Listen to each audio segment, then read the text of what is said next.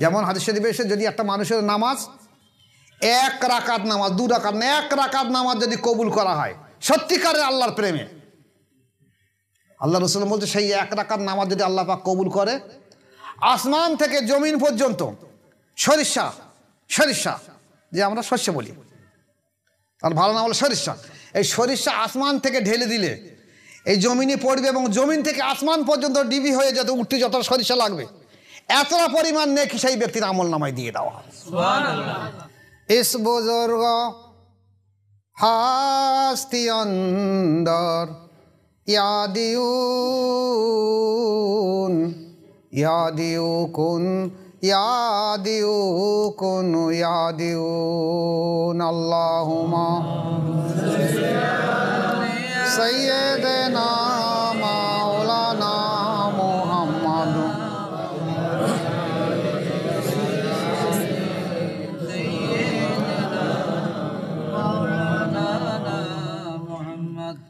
গুফতে मूसा বা খোদা দর কোহে তুর, গুফতে মোহাম্মদ বা খোদা দর আরশে নূর আল্লাহুম্মা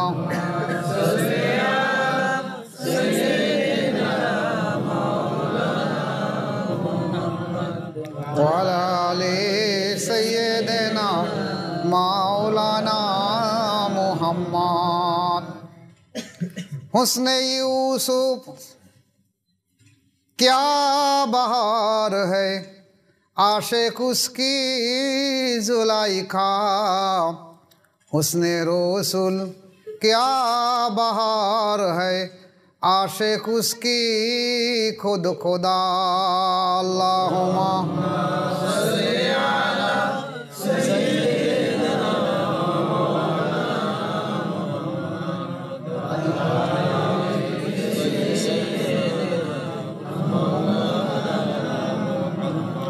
আওয়ালেতে জন্ম তোমার এলেন তুমি আখেরে, কত কষ্ট দিল তোমায় মদিনার ওই কাফেরে আল্লাহুম্মা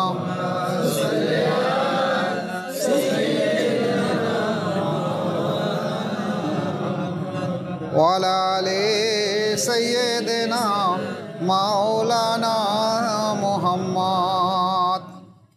মদিনার ওই শাকে শাকে গাহে পাখি বুলবুল, মধুমাকা নামটি তোমার মুহাম্মাদুর রাসূল আল্লাহুম্মা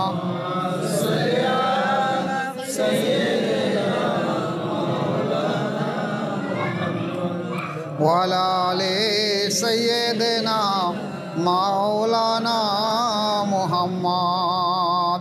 আম্মা বাদ, আসসালামু আলাইকুম। উপস্থিত সুধী মণ্ডলী, পদ্মার অন্তরালে আমার মা ও বোনেরা, আপনাদের কাছে বিশেষ অনুরোধ আমার, এটা প্রচলিত আম মজলিস নয়, এটা খাস মজলিস। প্রত্যেকে সবকে খেয়াল করে চোখ বন্ধ করে চুপচাপ বসুন। যদি আত্মিক তাওয়াজ্জু ফায়েজের প্রয়োজন মনে করেন, যদি মনে করেন আল্লাহ প্রদত্ত রহমত, আল্লাহর করুণা, আল্লাহর আত্মিক ফায়েজ আমার উপরে অবতীর্ণ হোক, তাহলে পরিপূর্ণভাবে সবকে খেয়াল করে আপনারা বসুন। যদি অন্য কোনো মাশায়েখ বা পীরের মুরিদ থেকে থাকেন, আপনাদেরকে অনুরোধ করছি যে যার মাশায়েখ, যে যার পীর, তার দিকে খেয়াল করে মোতাওয়াজ্জু হয়ে বসুন।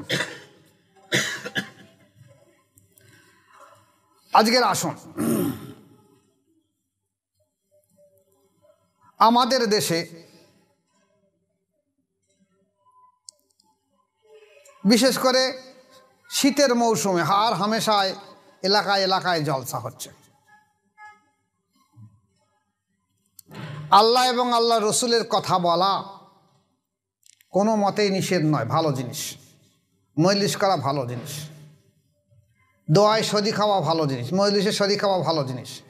সেখান থেকে তাবারুক স্বরূপ যে হালাল খাদ্য,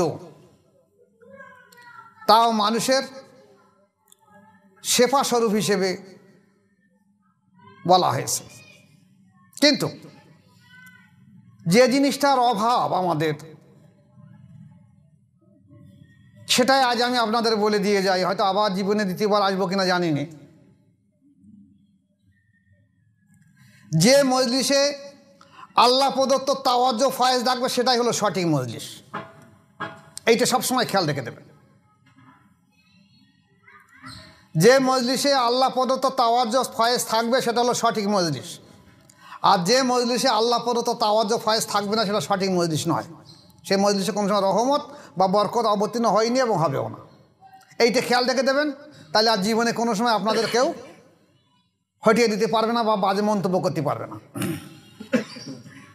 আজকের আসুন, উপস্থিত যখন হয়েছি, সময়ও যখন এমন একটা সময়, আমরা সমস্যা হয়েছে, দূরবর্তী মানুষ, এমন একটা সময় এসে আপনার কাছে হাজির হই যখন দেখা যাচ্ছে দুপুরের সময়, মানুষের খাওয়া দাওয়ার সময়, বিশ্রামের সময়। কিন্তু কি করা যাবে, ছাড়া উপায় নেই। আমি অসুস্থ মানুষ, আর এখান যারা এসেছেন অধিকাংশ সপ্তাহ প্রায় 50-এর উপরে। তারা যদি রাত্রি অনুষ্ঠান করে, অধিকাংশ মানুষ বাড়ি যেতে পারবে না এবং আসতে পারবে না। তাই দিনের বেলা অনুষ্ঠান করা হয়েছে। আল্লাহ যদি তৌফিক দেয়, মজলিস ছোট হোক, কিন্তু যেখানে রহমত তাওয়াজ্জুহ ফয়েজ আছে, সে মজলিসটা ছোট নয়, সে মজলিসটা সব থেকে বড় মজলিস। সেটা খেয়াল রাখবেন। আজকের আসুন, আমাদের দেশে দেখবেন আলেম ওলামারা, ওয়াইজিন, মসজিদের ইমাম সাহেব, মুয়াজ্জিন সাহেব, হাফেজ, কারি, মাওলানা, মুফতি, মক্তবের সমস্ত শিক্ষকরা হার হামেশায় মানুষকে দাওয়াত দিয়ে দেয়, দেখো তোমরা নামাজের মধ্যে দাখিল হয়ে যাও, নামাজই সব কিছু। নামাজ পড়লে তোমাদের অতীতের গুনাহগুলো সব মাফ করে দেওয়া হবে। জান্নাতের চাবি হলো নামাজ। মানুষকে এমনভাবে বলা হয়েছে, মানুষের উপরে পরিপূর্ণ দাঁড়িয়ে গিয়েছে। মোবাইলগুলো সাইলেন্ট করে দিয়ে দাও, কথার সময় কোনো রকম মন্তব্য যেন না আসে। মানুষের উপরে দাঁড়িয়ে গিয়েছে। এখন ইবাদত যে করতে হবে, নামাজ একটা উত্তম ইবাদত। ইসলামের বুনিয়াদ 5টা: কলেমা, নামাজ, রোজা, যাকাত, হজ। 5টার বেশি 6টা বুনিয়াদ নয়। কিন্তু কোন কোন বুজুর্গরা তিনি এমন কথা বলেছেন, না, ইসলামের বুনিয়াদ 6টা। এই 5টা ভেঙে তারা 6টা করেছে। মূল 5টা। 6টা কি বলেছে? বলছে পয়লা হালাল রুজি, উসকে বাদ কালেমা। পয়লা হালাল রুজি। যে হালাল রুজি না থাকতে কলেমা পড়ে কি করবে সে? তো হালাল রুজিটা কিন্তু এর ভিতরে, বুনিয়াদে 5টার ভিতরে, এর বাইরে নয়। তাহলে কলেমা যে ব্যক্তি পাঠ করবে, সে ব্যক্তির জন্যে নামাজ, কলেমা পাঠ করার পর জন্যে সেই ব্যক্তির জন্য রোজা, কলেমা যে ব্যক্তি পাঠ করে তার জন্য যাকাত, কলেমা যে ব্যক্তি পাঠ করে তার জন্য হজ। এইটা ভালো করে খেয়াল রাখবেন। এখন আমরা তো মনে করি কলেমা, যেভাবে কলেমা পড়েছি, কলেমাটা কলেমায় জাত নয়। কলেমা 2 প্রকার কিসম, একটা হলো কলেমায় জাতি, একটা হলো কলেমায় মরদুদি, যেটা জাতি কলেমা নয়। যেমন দেখা গেছে, একটু ভালো করে খোলাসা করলে বুঝতে পারবেন। আমরা দেখেছি আমাদের দেশে পাশাপাশি হিন্দু মানুষ আছে, কারো পাশে খ্রিস্টান মানুষ আছে, মুসলিম আছে, অন্যান্য জাতিরাও আছে। একটা মুসলিম সন্তান যখন সে 2 বছর 3 বছর বয়স হয়, ছেলে হোক আর মেয়ে হোক, তার মা বাপ কি দাদা দাদি নানা নানি যখন নামাজ কায়েম করে, ও বাচ্চা মানুষ, ও দেখে, ও পাশে পাশে গিয়ে দেখবে নামাজ পড়ে, পড়তে পারুক আর না পারুক চেষ্টা করে, কি ছেলে হোক আর মেয়ে হোক। ঠিক তদ্রুপ যদি একটা হিন্দু মানুষ হয়ে থাকে, সেও দেখা দেখি তাদের সমাজের যেটা তাদের ধর্মের যেটা রীতিনীতি, একটা মন্দির বা মূর্তির কাছে গিয়ে হাত জোড় করে, ও সেইভাবে করতে থাকবে। এটা কিন্তু ধর্ম নয়। দেখবেন হিন্দু ধর্মের মধ্যে এই গলায় দেখবেন একটা পুঁথি মতন আছে, ওরা হলো দীক্ষা নিয়েছে। জিজ্ঞেস করলে বলো আমরা দীক্ষা নিয়েছি। দীক্ষা বাংলা শব্দ, দীক্ষা আরবি শব্দ কি? বায়াত। আরবি শব্দ কি? বায়াত বা মুরিদ বলতে পারবেন।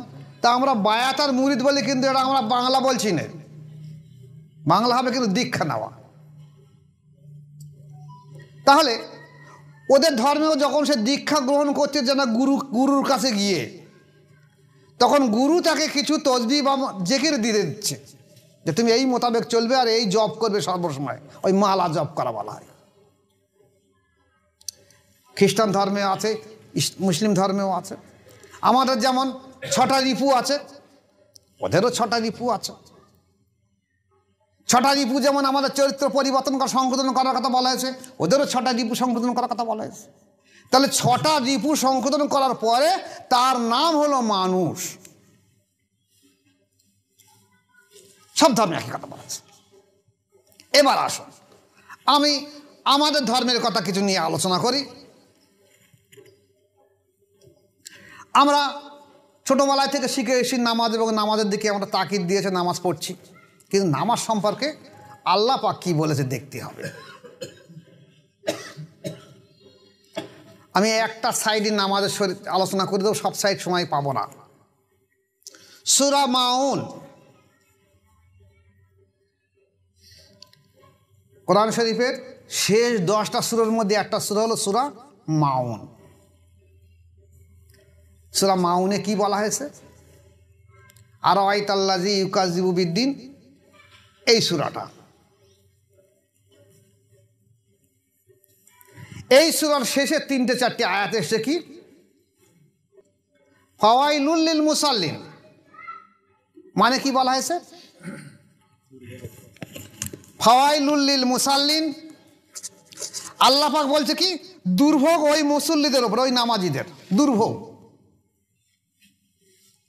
আমরা নামাজটাকে ভালো বলে মনে করছি, আল্লাহ বলছে দুর্ভোগ ওই নামাজিদের। ফাওয়াইলুল মুসাল্লিন আল্লাযীনা হুম আন সালাতিহিম সাহুন, যে মানুষগুলো নামাজ কায়েম করবে কিন্তু নামাজের মধ্যে উদাসীনতা থাকবে, নামাজের মধ্যে তার মন থাকবে না, অমনোযোগী থাকবে। আল্লাযীনা হুম ইউরাউন, আর যে নামাজিগুলো লোক দেখানোর জন্য নামাজ কায়েম করবে। আসুন, তাহলে দুর্ভোগ ওই নামাজিদের জন্য আল্লাহ বলছে, আমি বলি না, কিন্তু যারা নামাজের মধ্যে অমনোযোগী থাকবে এবং না লোক দেখানোর জন্য নামাজ কায়েম করবে। এখন নামাজের মধ্যে অমনোযোগী আর লোক দেখানো সম্পর্কে একটুখানি আলোচনা করে দিই, তাহলে বুঝতে পারবেন অমনোযোগী বলতে কি। একটা মানুষের মধ্যে নামাজে দাঁড়িয়ে গেলে তার মন নামাজের মধ্যে থাকে না কেন? নামাজের মধ্যে যদি দেখা যায় অমনোযোগী নামাজ, আমরা জানি একটা মানুষ নামাজ কায়েম করার সঙ্গে সঙ্গে তার ভিতর যে একটা প্রবৃত্তি আছে, নফসে আম্মারা আছে, এবং তার যে একটা অন্তর আছে, কলব আছে। আল্লাহ রাসূল সাল্লাল্লাহু আলাইহি ওয়াসাল্লামের হাদিস অনুযায়ী আর শয়তানু জাসিমুন আলা কলবি ইবনে আদমা, প্রত্যেক আদমের কলবের উপর শয়তান বসে থাকে। তাহলে যখন ফায়জা জাকার আল্লাহ ফাসাকা ওয়াইজা গাফারা ফাওয়াসাতা, যখন এই কলব আল্লাহর জিকির করে শয়তান সেখান থেকে পালিয়ে যায়, আর যখন কলব জিকির বন্ধ করে দেয় শয়তান সেখানে বসে থাকে। তাহলে শয়তান একটা ব্যক্তির কলবে বসে থাকে। এখন এই ব্যক্তির ভিতরে যে দুটো আত্মা রয়েছে, একটা জীবাত্মা, একটা পরমাত্মা। এই জীবাত্মাটাকে বলা হয়েছে নফস। এই নফসের আবার ভাগ করেছে নফসে আম্মারা, নফসে লওয়ামা, নফসে মুলহিমা, নফসে মুতমাইন্না। নফসে আম্মারা মানে শয়তান সদৃশ নফস, শয়তান সদৃশ নফস। এখন আমার যদি নফসে আম্মারা চরিত্র সংশোধন করে নফসে লওয়ামা, নফসে মুলহিমা, নফসে মুতমাইন্না না নিয়ে যাই, তাহলে আমি কিন্তু শয়তান সদৃশ নফস, মানে শয়তান সদৃশ মানুষ আমি। আবার আমার কলবে, আমার অন্তরে আবার শয়তান বসে আছে। সে কি করছে? এই জায়গায় বসে, যেমন কম্পিউটারের মনিটর আছে চালায়, এ তেমন চালাচ্ছে আমার হাত পা চোখ মুখ, মানে আমার 5টা ইন্দ্রিয় আর 6টা রিপু আছে। 5টা ইন্দ্রিয় চোখ কান নাক জিভ ত্বক, আর 6টা রিপু কাম ক্রোধ লোভ মোহ মদ মাৎসর্য। এই 6টা রিপু আর 5টা ইন্দ্রিয়র কন্ট্রোল করেও কন্ট্রোলভাবে চালাচ্ছে যখন বহিরের শয়তান সেই মনিটর চালাচ্ছে। যার কারণ স্বরূপ দেখা যাচ্ছে একটা মানুষ যখন নামাজ পড়ে তখন তার নামাজে মনোযোগী হয় কেন? সে তো সর্বশ্রেষ্ঠ ইবাদত করতে এসছে। রাসূল পাক সাল্লাল্লাহু আলাইহি ওয়াসাল্লাম বলেছে তুমি যখন ইবাদত করবে, নামাজ কায়েম করবে, ইবাদত করবে, যেমন তুমি এমনভাবে ইবাদত করতে মনে করো তুমি আল্লাহকে দেখছো।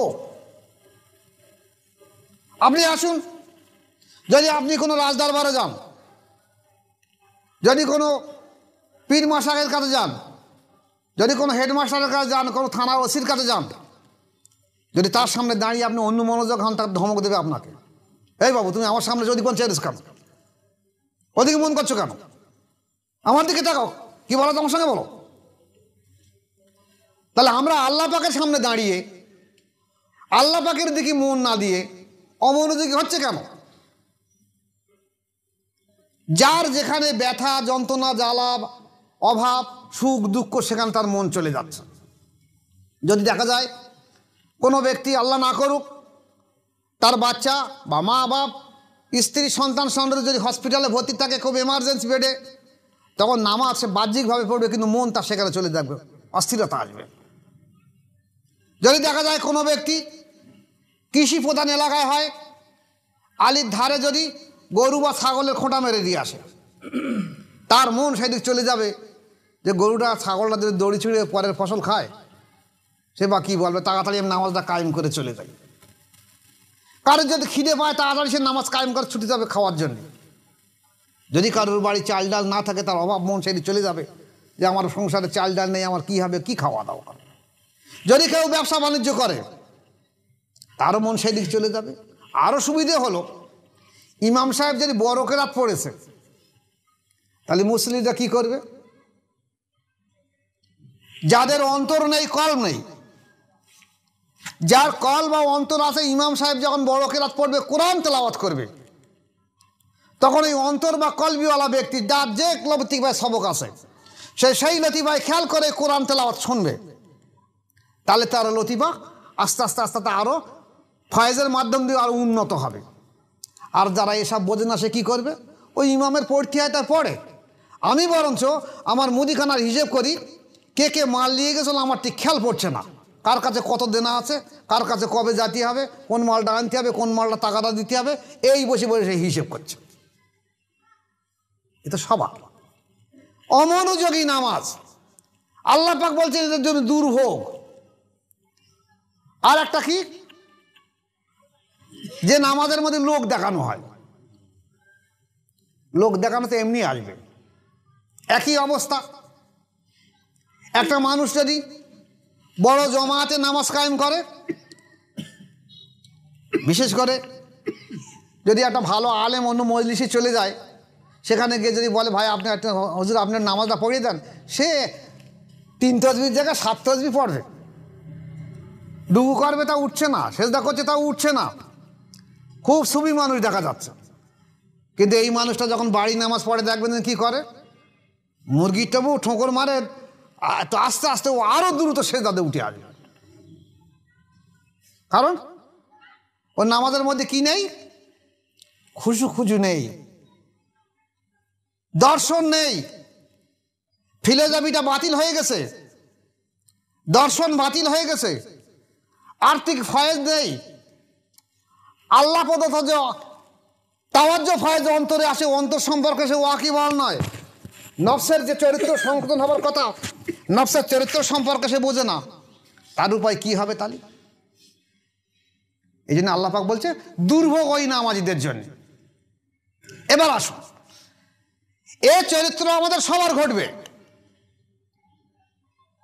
তাহলে এর থেকে বাঁচার রাস্তাটা আমরা কি করব? আমরা জানি এটা সবাই ঘটবে, এমন কোনো ব্যক্তি নেই, এমন কোনো রথী মহারথী নেই যে বুকে হাত দিয়ে বলতে পারবে না যে আমি আলেম হয়েছি, হাফেজ হয়েছি, কারি হয়েছি, মাওলানা মুফতি হয়েছি, কি আমি বড় নেতা হয়েছি, চেয়ারম্যান হয়েছি, এমএলএ হয়েছি, এমপি হয়েছি। আমারও সবার চিন্তা ভাবনা আসবে না, সবার আসবে। এই সবার আসবে বলে, নফসের অবস্থা আসবে বলে তাই রাসূল পাক সাল্লাল্লাহু আলাইহি ওয়াসাল্লাম কি করেছেন যে বায়াতের মাধ্যম দিয়ে তোমাদের অন্তর শুদ্ধ এবং তাজকিয়া নফস করিয়ে দিয়েছে। আজ আমরা লেখাপড়া শিখে হাফেজ, কারি, মাওলানা, মুফতি, বহু আলেমের মুখে বহু যারা নামাজি মুসলিম আছে তারা জিজ্ঞাসা করবেন, যারা আমাদের তরিকার বায়াত জিজ্ঞাসা করে দেখবেন, সেই এলাকার ইমাম সাহেব বলছে আমি কি কম লেখাপড়া জানি, আমি বায়াত হবো কি জানি? তোমরা লেখাপড়া জানো না, তোমরা বায়াত হবে। আমার আবার বায়াত কি? আমি তো কোরআন জানি, আমি তো হাদিস জানি, আমি তো হাফেজ, আমি কারি, আমি মাওলানা, আমি মুফতি, আমি সরাসরি আল্লাহ পাকের সঙ্গে কথা হবে।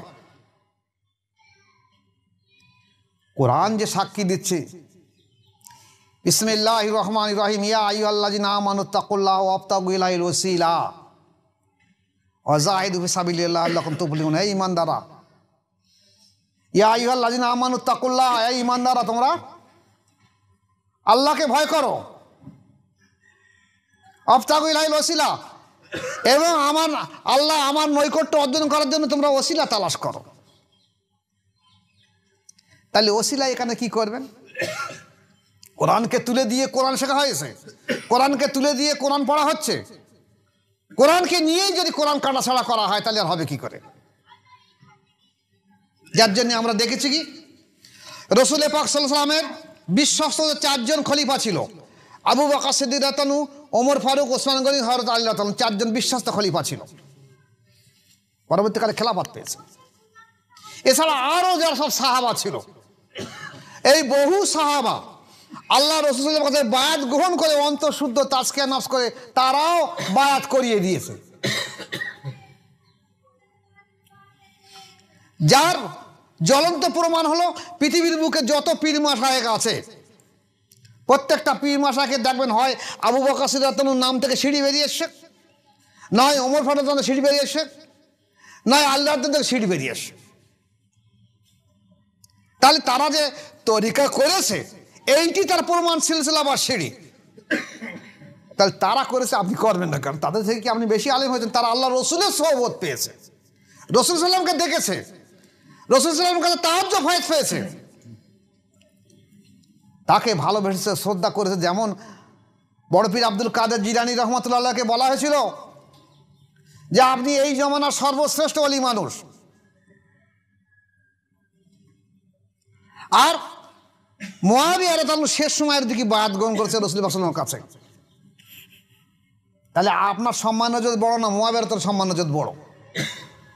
উনি বলেছেন শুনে রেখে দাও, আমার ভক্ত মুরিদরা শুনে রেখে দাও, মুআবিয়া রাদিয়াল্লাহু আনহু যে ঘোড়ায় চড়ে চলাফেরা করতো, সেই ঘোড়ার পা যেখানে পড়তো, সেই পা পড়ার জায়গা যে ধুলো তো থাকতো, সেই ধুলোর যোগ্যতাও আমি আব্দুল কাদের নই, কারণ তারা রাসূল পাক সাল্লাল্লাহু আলাইহি ওয়াসাল্লামের সোহবত পেয়েছে।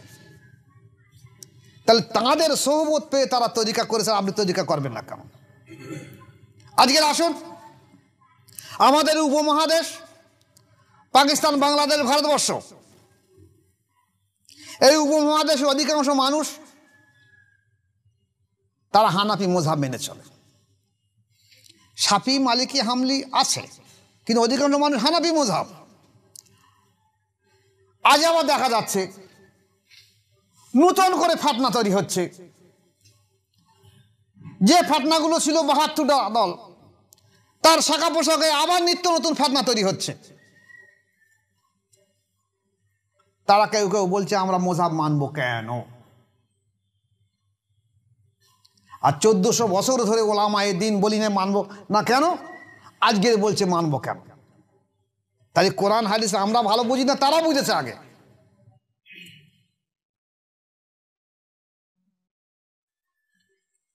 যে পদ্ধতির মাধ্যম দিয়ে এসে পৃথিবীর বুকে 4টে ইমাম এসেছে শরিয়াতের, বড় পীর ইমাম আবু হানিফা, ইমাম শাফি, ইমাম মালিক, ইমাম আহমদ বিন হাম্বল রহমাতুল্লাহ আলাইহি, 4টে শরিয়াতের ইমাম, যে কোনো একটা ইমামকে আপনাকে অনুসরণ করতে হবে। আমাদের দেশের অধিকাংশ মানুষ হলো ইমাম আবু হানিফা রহমাতুল্লাহের মত পথ মেনে চলে।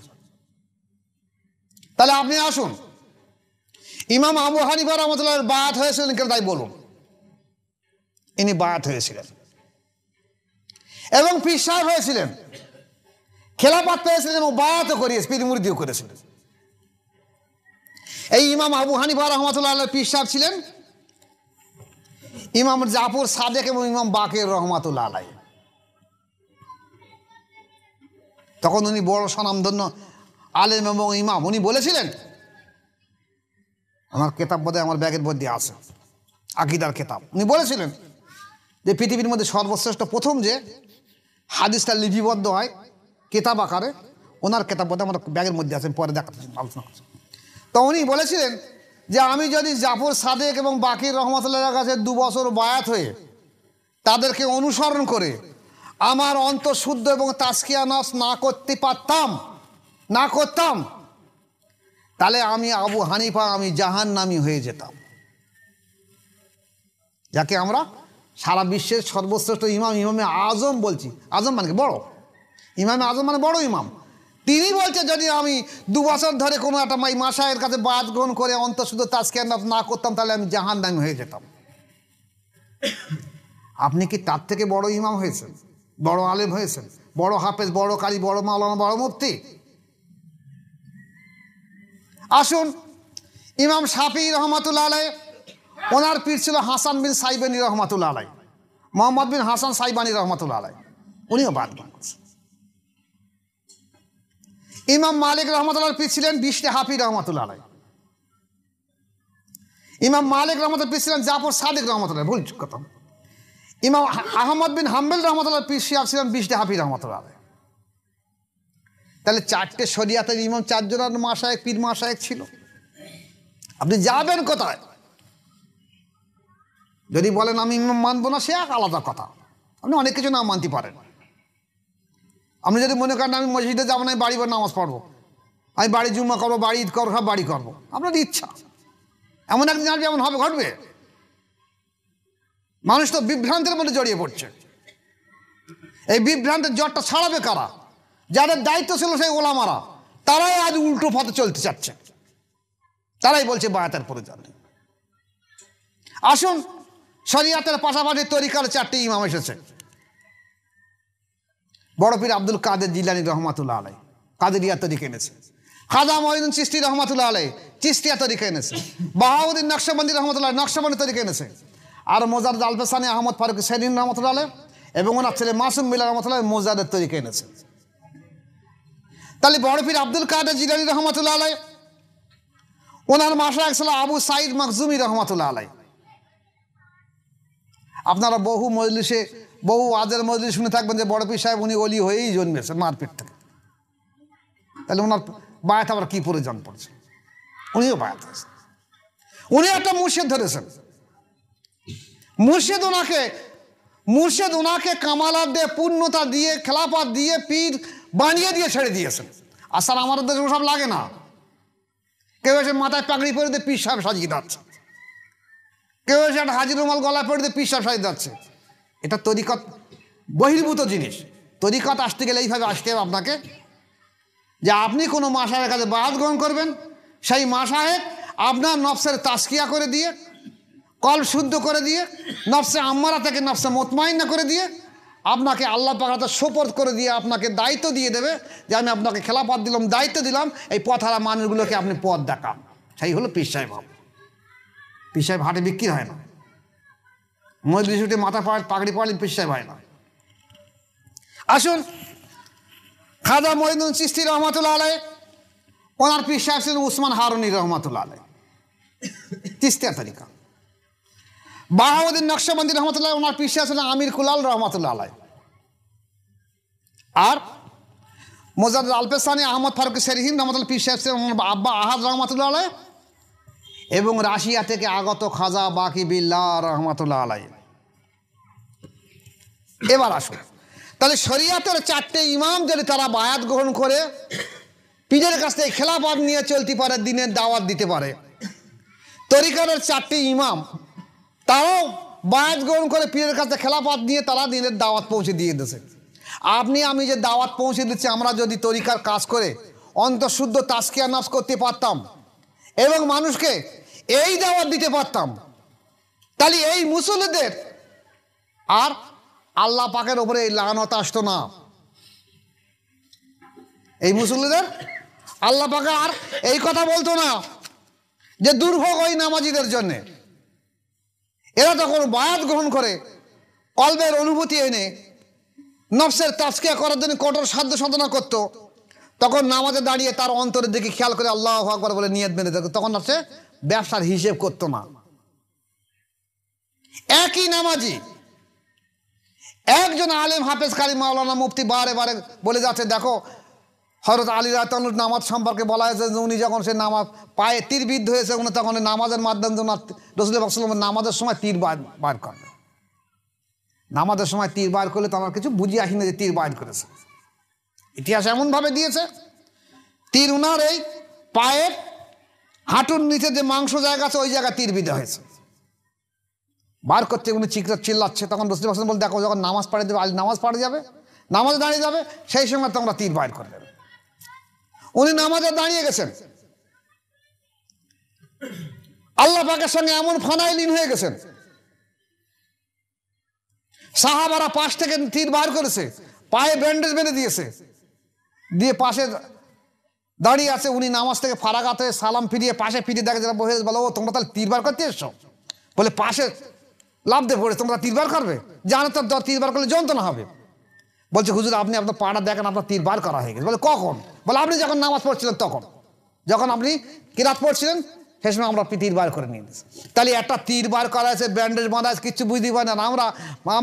আমার ব্রেন এমন যে আমার পায়ের কোন জায়গায় মশা কামড়াচ্ছে আমি বলে দেবো, চমাটকা সেই জায়গায় পায়ে বাড়ি মারবে, অন্য জায়গায় মারবে না। কিন্তু ওর যদি বাঁ দিকে মশা পায় ও কিন্তু ডান দিকে মারবে না, ওর ব্রেন কন্ট্রোল করে বলে দেবে ওর বাম বাজুর ঠিক অমুক জায়গাটার মশা হয়েছে, ও ঠিক সেই সেটা মশা পাবে। তাহলে ও নামাজের মধ্যে রয়েছে কিন্তু ওর ব্রেন সম্পূর্ণ ওর বডি কালের উপর দাঁড়িয়ে গেছে। এই জন্যই আল্লাহ পাক বলছে এই নামাজিদের জন্য দুর্ভোগ, দুর্ভোগ। এ নামাজ ওকে জান্নাতে নিয়ে যাবে না।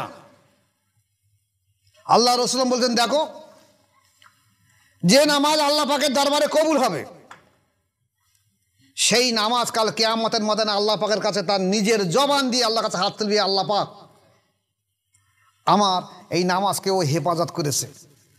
আল্লাহ পাক ওই ব্যক্তিকে আমার এই নামাজের ভিতরে উপরে বসিয়ে দাও, আমি ওকে আর হেঁটে যেতে হবে না, আমি ওকে জান্নাতে পৌঁছে দিয়ে আসি।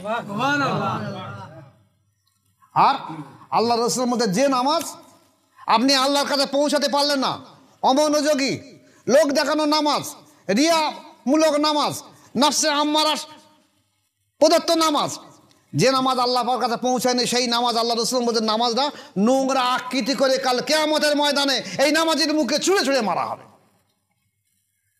সেই নামাজগুলো আল্লাহ পাকের কাছে ফয়রাত কামে, আল্লাহ পাক আমাকে বরবাদ করেছে ব্যক্তি। আপনি এক কাজ করুন, আমাকে এই পিণ্ডে আকৃতি করে, একটা পিণ্ডলি আকৃতি করে, বোঝা আকৃতি করে ওই ব্যক্তিকে আমার উপর চাপিয়ে দেন, আমি ওকে নিয়ে জাহান্নামে পৌঁছে দিয়ে আসি, ওকে আর হেঁটে যেতে হবে না। যে নামাজ নিয়ে আমরা এত অহংকার গর্ববোধ করছি, আমি নামাজি, আমি নামাজ পড়েছি, আমি নামাজ পড়ি। আল্লাহ পাকের হাদিস, আল্লাহ রাসূলের হাদিস এবং আল্লাহ পাকের আইনের দিকে তাকিয়ে দেখে আমরা কি করছি না করছি।